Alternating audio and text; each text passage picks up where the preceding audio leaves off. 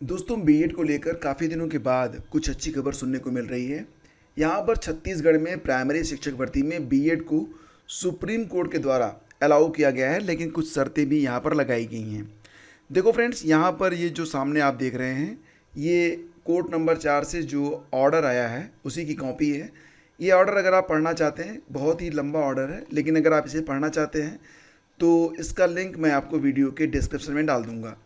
यहाँ पर जो डिसीजन आया है उसकी व्याख्या करने से पहले मैं आपको एक खबर पर लेके चलता हूँ। ये खबर आपके हर प्रश्न का बिल्कुल सटीक आंसर देती है। देखो, यहाँ पर लिखा गया है कि बीएड बनाम डीएड धारक सुप्रीम कोर्ट ने बीएड उम्मीदवारों को छत्तीसगढ़ में सहायक शिक्षक की भर्ती प्रक्रिया में भाग लेने की अनुमति दी है। तो दोस्तों, यहाँ पर जो पूरा मैटर है उसको ध्यान से आपको समझना चाहिए। देखो फ्रेंड्स, आपको बताना चाहेंगे कि ये जो वर्तमान में छत्तीसगढ़ में कुल 6,285 सहायक शिक्षकों के पदों को भरने के लिए जो विज्ञप्ति जारी हुई थी वो 4 मई को जारी की गई थी। इसके लिए 10 जून को परीक्षा ली गई थी और परिणाम जो आए थे वो 2 जुलाई 2023 को घोषित किए गए थे। अब आप बात समझिए कि ये जो विज्ञापन जारी हुआ था ये सुप्रीम कोर्ट के आर्डर से पहले, परीक्षा ली सुप्रीम कोर्ट के आर्डर से पहले, और इसका परिणाम भी 2 जुलाई को आ गया था। सुप्रीम कोर्ट का जो आदेश आया था वो 11 अगस्त को आया था। तो यहाँ पर जैसे कि कहा गया ना कि जो नियम होते हैं वो बीच में बदले नहीं जा सकते, कुछ इसी प्रकार के लिए यहाँ पर जो बीएड के अभ्यर्थी हैं उनको राहत मिली है। खबर ये है कि सुप्रीम कोर्ट ने छत्तीसगढ़ के बीएड डिग्री धारकों को अस्थायी राहत प्रदान की है। शीर्ष अदालत यानी कि सुप्रीम कोर्ट ने हाल ही में छत्तीसगढ़ हाई कोर्ट के उस आदेश पर रोक लगा दी है। हाई कोर्ट का आदेश था कि इसमें बीएड वालों को बाहर किया जाए, लेकिन सुप्रीम कोर्ट ने उस पर रोक लगा दी, जिसमें बीएड उम्मीदवारों को सहायक शिक्षकों की भर्ती प्रक्रिया से बाहर रखा जाना था। अब बीएड उम्मीदवारों को जो सहायक भर्ती परीक्षा होगी उसमें शामिल होने की अनुमति होगी, यानी कि यहाँ पर छत्तीसगढ़ में जो बीएड होगा वो प्राइमरी में नौकरी करेगा। निश्चित रूप से इसका जो प्रभाव है वो उन विज्ञापनों पर भी पड़ना अब तय है जो कि सुप्रीम कोर्ट के आदेश के पहले जारी हो चुके हैं और जो प्रक्रिया स्टार्ट हो चुकी है लाइक एज केवीएस वगैरह में। तो हाई कोर्ट ने देवेश शर्मा, अब यहाँ पर देवेश शर्मा का नाम आ रहा है, तो ध्यान दीजिएगा कि देवेश शर्मा वही हैं जिन्होंने बीएड को बचाने के लिए एक याचिका डाली थी सुप्रीम कोर्ट में, उसी का जिक्र यहाँ पर हो रहा है।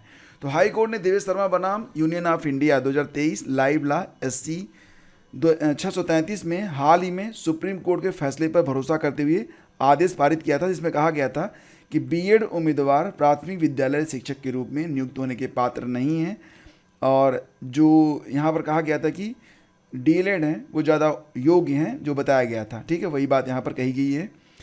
तो याचिकाकर्ताओं ने यह कहते हुए सुप्रीम कोर्ट का रुख किया कि हाई कोर्ट ने देवेश शर्मा के फैसले की गलत व्याख्या की, यानी कि जो मैटर था उसमें देवेश शर्मा का मैटर जो आया था जिसमें बीएड को प्राइमरी शिक्षक भर्ती से बाहर किया गया था, उसकी जो व्याख्या है वो गलत की गई है।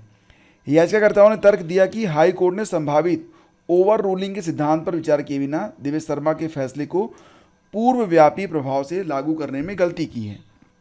मौजूदा मामले में अब मैंने आपको बताया था कि छत्तीसगढ़ में कुल 6,285 सहायक शिक्षकों के पदों को भरने के लिए 4 मई को विज्ञापन जारी हुआ था छत्तीसगढ़ में, 10 जून को परीक्षा हुई थी, रिजल्ट 2 जुलाई को आए थे। अब देवेश शर्मा मामले में सुप्रीम कोर्ट का फैसला 11 अगस्त 2023 को सुनाया गया।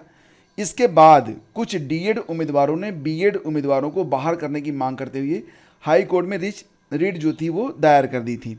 तो हाई कोर्ट ने एक अंतरिम आदेश पारित करते हुए कहा था कि सहायक शिक्षक के पद के लिए बीएड योग्यता रखने वाले उम्मीदवारों के संबंध में आगे की भर्ती प्रक्रिया को तत्काल प्रभाव से स्थगित रखा जाएगा। तो मतलब यहाँ पर जो डीएड वाले थे वो हाई कोर्ट गए, हाई कोर्ट से जो सुप्रीम कोर्ट का डिसीजन आया था 11 अगस्त को, उसी के मद्देनज़र बीएड को बाहर कर दिया गया था।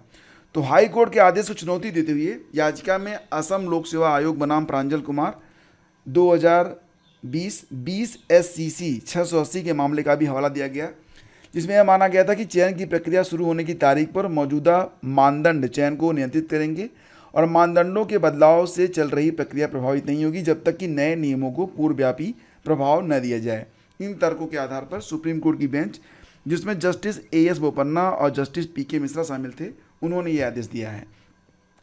तो इसी बीच यह देखते हुए कि भर्ती प्रक्रिया जो प्रगति पर थी 21 अगस्त के अंतरिम आदेश से बाधित हो गई है और अंततः हाई कोर्ट को जिस पहलू पर विचार करना है वह उस तरीके के संबंध में है जिसमें इस न्यायालय की ओर से CA नंबर 10 में पारित फैसले का अर्थ लगाया जाना है।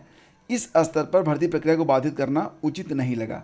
ठीक है, तो उचित नहीं होगा, इसीलिए उक्त सीमा तक हम हाई कोर्ट की ओर से पारित 21 अगस्त 2023 को पारित आदेश पर रोक लगाते हैं और स्पष्ट करते हैं कि भर्ती प्रक्रिया जो हाई कोर्ट के द्वारा पारित उक्त अंतरिम आदेश की तारीख से पहले प्रगति पर थी जारी रहेगी, यानी कि B.Ed इसमें शामिल रहेगा और प्रक्रिया जारी रहेगी। और हालांकि इसके तहत की गई नियुक्तियां यदि कोई हों तो हाई कोर्ट की ओर से किए जाने वाले विचार के परिणाम के अधीन रहेंगी। चयनित उम्मीदवारों को नियुक्ति प्राधिकारी के जरिए सूचना दी जाएगी। तो ये केस टाइटल है हरिशंकर और अन्य बनाम छत्तीसगढ़ राज्य, बाकी चीज़ें। ठीक है, तो इस पर जो आदेश आया था वो आदेश आपने देखा था।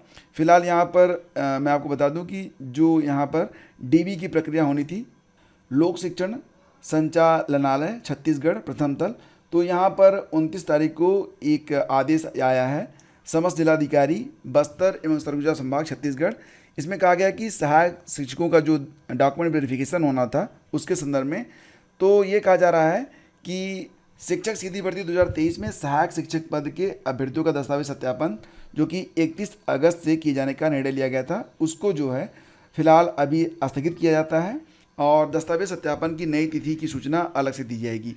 तो ये बात यहाँ पर कही गई है। तो ये सारी चीज़ें यहाँ पर जो निकल के सामने आ रही हैं वो निश्चित रूप से B.Ed के लिए एक शुभ संकेत हैं।